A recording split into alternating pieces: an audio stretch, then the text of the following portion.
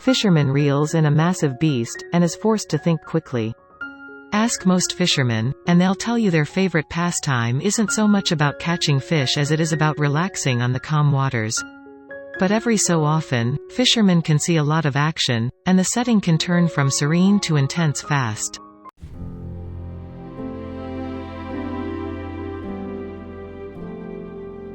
One summer, Captain Ben Chansey found himself with something on the end of his line that probably made him wish he was on solid ground. When you see what he pulled from the water, you'll agree, he definitely needed a bigger boat. Catching a fish in the ocean isn't nearly as simple as movies or television might make it look. Fish are a whole lot bigger when you're out at sea, and they're more than willing put up a fight.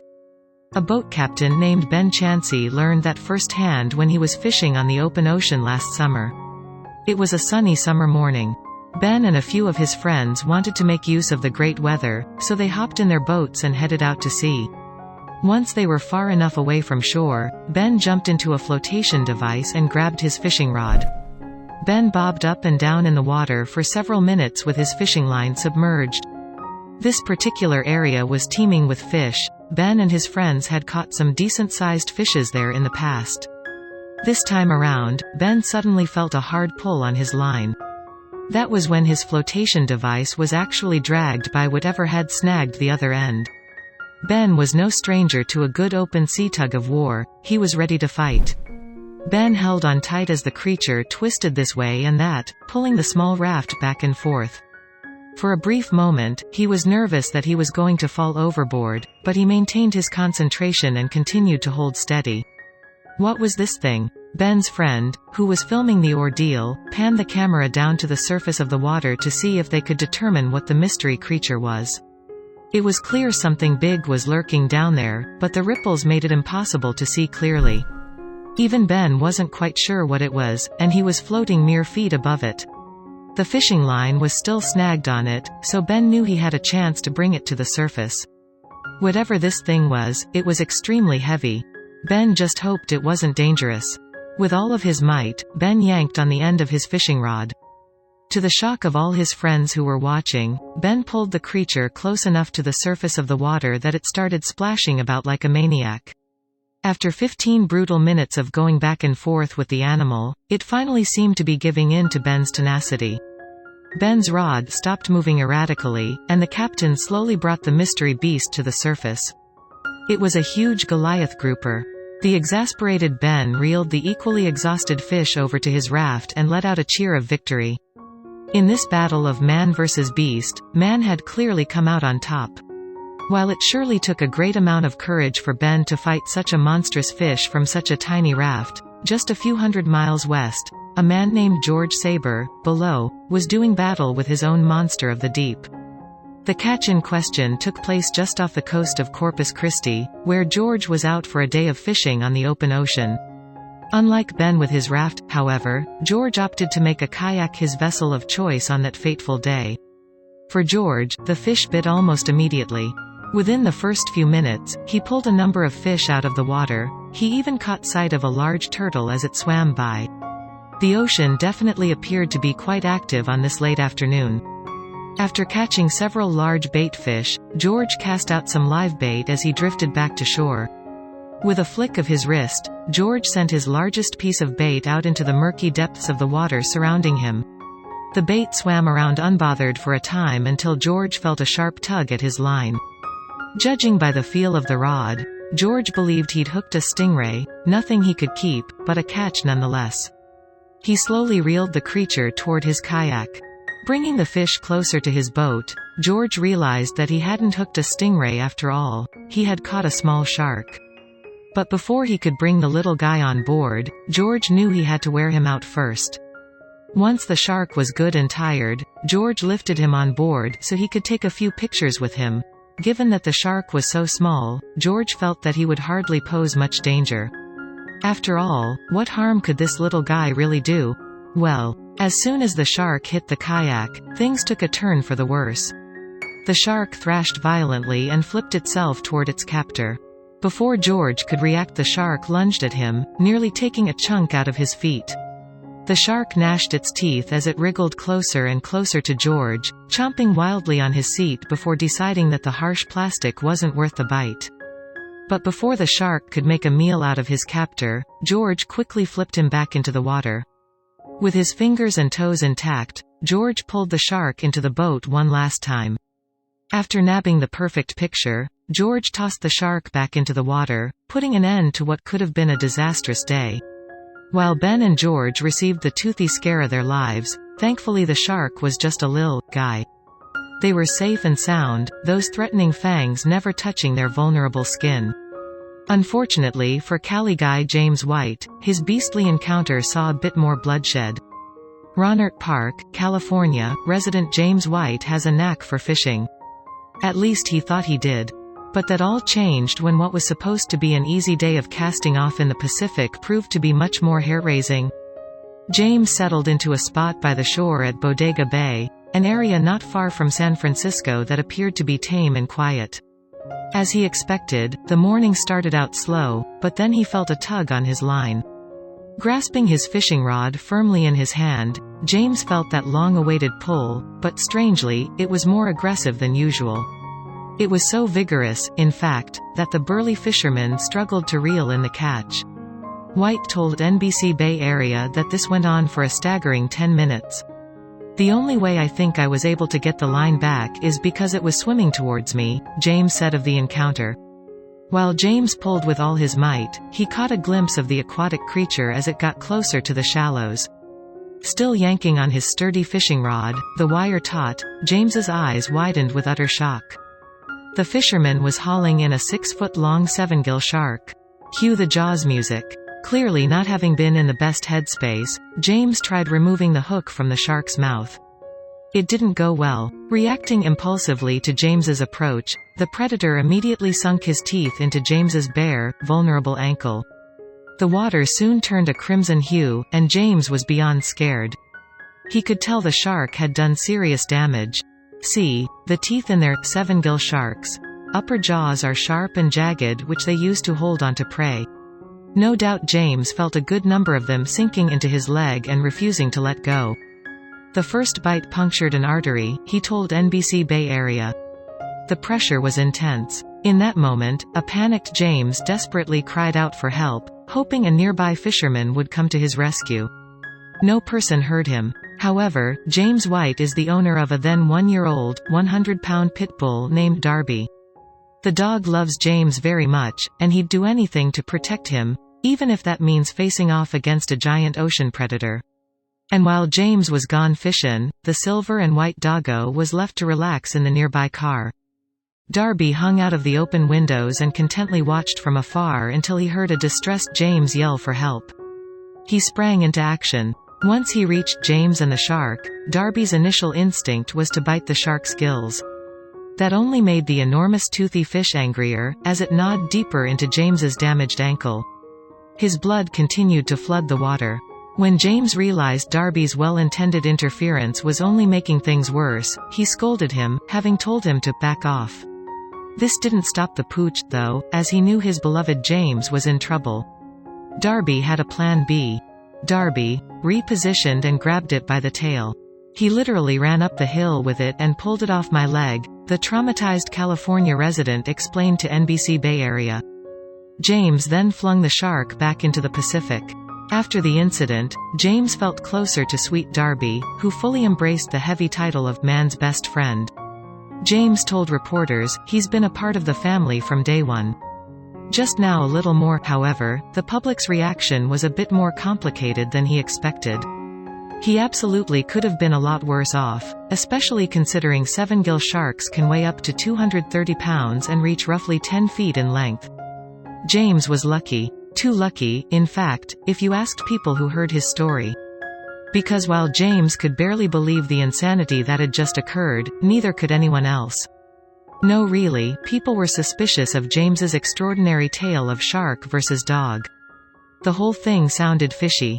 The first time I told somebody this, they were like, "You're out of your mind, there's no way that happened," James White said of his friend's literal disbelief. When James showed off his gnarly battle scars and photographic evidence, however, said friend was stunned. We're sure the shark attack survivor wore a proud smirk following his pal's shocked expression. James's bond with Darby is forever solidified. Thanks to the mighty pit bull hero, James White still has 2 legs.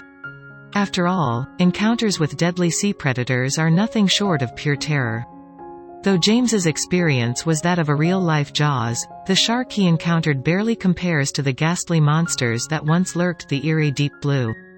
Gone are the days of mega sharks, but you can still find traces of their terrifying existence in the present day. In 2015, a man named Denny Bland had been walking along the sands of North Topsail Beach, a popular surfing location along the coast of North Carolina. It was there that an odd object in the sand caught his eye. The object seemed, in some ways, like a piece of driftwood. Striations ran vertically toward a dulled tip and the object's black base looked almost rotted. But Denny quickly realized that it wasn't driftwood at all. In fact, it was something much more terrifying. Just like Denny, our ancestors from centuries ago discovered similar objects, which they boldly declared petrified dragon tongues, indisputable evidence of a terrible monster, of course. The scary part, however, was that they weren't too far off. That was because Denny had actually picked up the fossilized tooth of a megalodon, a massive prehistoric shark. Cynthia Crane, director of the Aurora Fossil Museum in North Carolina, shed some light on Denny's find and the monstrous predator. Megalodon was this large, humongous shark that roamed the ancient seaways during the Miocene-Pliocene time, mainly mid-Miocene to Pliocene, which was about 15 million to 5 million years ago, Cynthia said. Yikes. The enormous fossilized tooth of the beast only affirmed estimates of the ancient creature's size. The theory goes that a shark grows 10 feet for every inch of tooth. So a 6-inch tooth like the one that Denny found would mean its owner was 60 feet long. At that size, the Megalodon shark would be 3 times larger than your run-of-the-mill great white shark, its modern-day ancestor. But how in the world did the sharks grow so big in the first place? Paleoecologist Dr. Catalina Pimiento offered an answer. Perhaps, she said, something was going on with the productivity and climate that produced that pattern, or with their prey and their competitors that made the species become large. After unearthing evidence of the shark, Denny was ecstatic. I couldn't get $1 million and be any happier, he said. Even the small shark's tooth just excites the heck out of you. I felt like I was a lottery winner. But he wasn't the only one who felt that way. In fact, according to a photographer for the Surf City Gazette, 1 or 2 megalodon teeth typically wash up at that beach each year. One man from West Virginia would have been happy to hear that. Greg Smith, a former community relations director at Camden Clark Medical Center who later became a firearms salesman, shared Denny's enthusiasm for megalodon teeth. In fact, his enthusiasm pushed him to collect fossilized teeth. I was trying to think of something that was good for grandpa and grandson, Greg said, and in his research, he learned about the megalodon shark and all its massive teeth. So he dispatched his grandson to research them. After researching, Greg's grandson returned. He said, "Grandpa, it's a huge shark with a mouth as big as a garage." Happy that the shark piqued his grandson's interest, Greg sent him a giant tooth of his own, and the kid loved it. Over time, Greg collected more fossilized megalodon teeth until he had what he called a huge collection. And he wasn't kidding. As of 2018, he had over 1,000 megalodon teeth in his collection. Naturally, even the most enthused megalodon fan would be a bit relieved the enormous animals didn't make it out of the Pliocene era. Believe it or not, some weren't so sure the enormous animals leaving teeth all over the coast were really extinct to begin with. Numerous reports from off the Baja coast in Mexico, alleged a massive black shark routinely patrolled the waters there.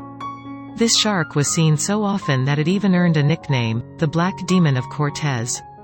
But was it real? If you'd spoken with fisherman Eric Mack, you might have thought so. He claimed the Black Demon rocked his little boat and stuck an enormous tail out of the water. Skeptics, however, weren't so sure about his story. After all, the Baja waters were already known for a diverse ecosystem. Eric and others could have seen just a big ol' whale shark, even, quite possibly, just a really big great white shark with skin defects. Could they ever know for sure?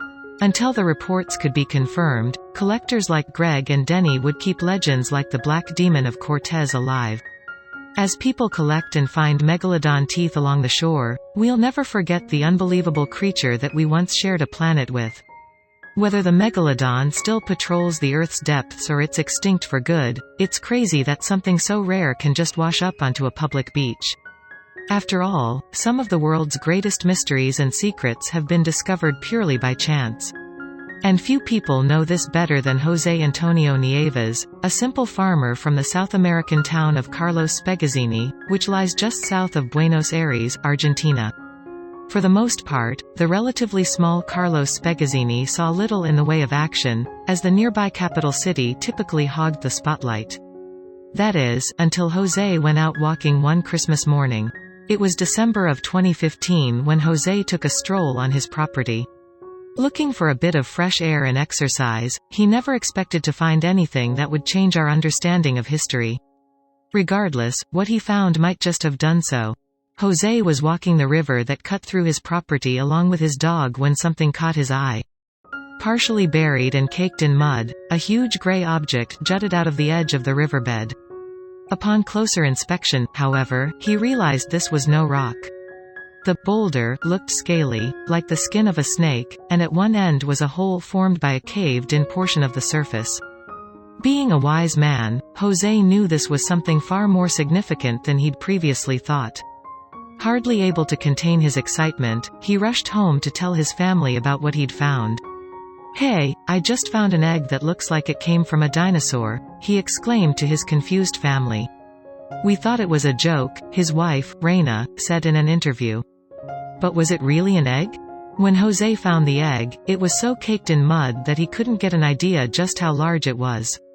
Once he dug away the surface grime, though, he realized just how big an object he was dealing with. In all, it was over 3 feet wide.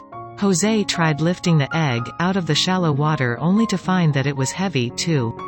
So heavy, in fact, that he couldn't carry it alone. That made him, once again, reevaluate what he was dealing with. No egg could be that heavy, so what could it be?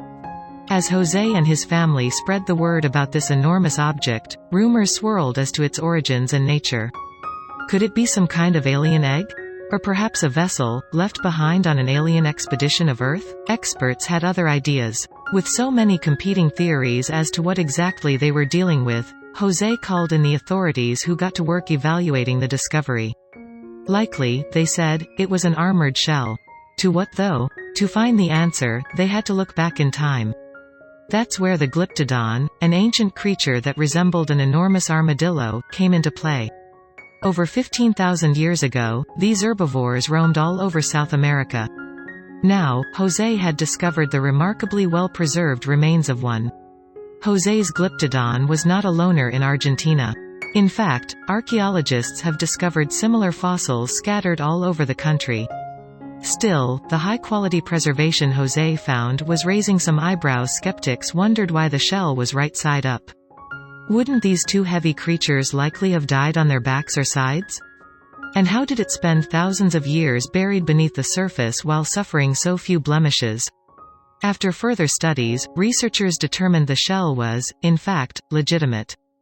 Thanks to the mud, the shell was preserved for centuries. Still, something left researchers puzzled. An additional hole beyond those for the head and tail. Researchers concluded that, if the damage wasn't caused sometime while it was in the ground, it's possible that that wound was what led to the creature's demise. Whatever caused that injury must have been pretty sizable itself. While cousins of the Glyptodon have been found throughout South America, none have been as well preserved as the one José found in his yard. To think that it was lying there all of those years.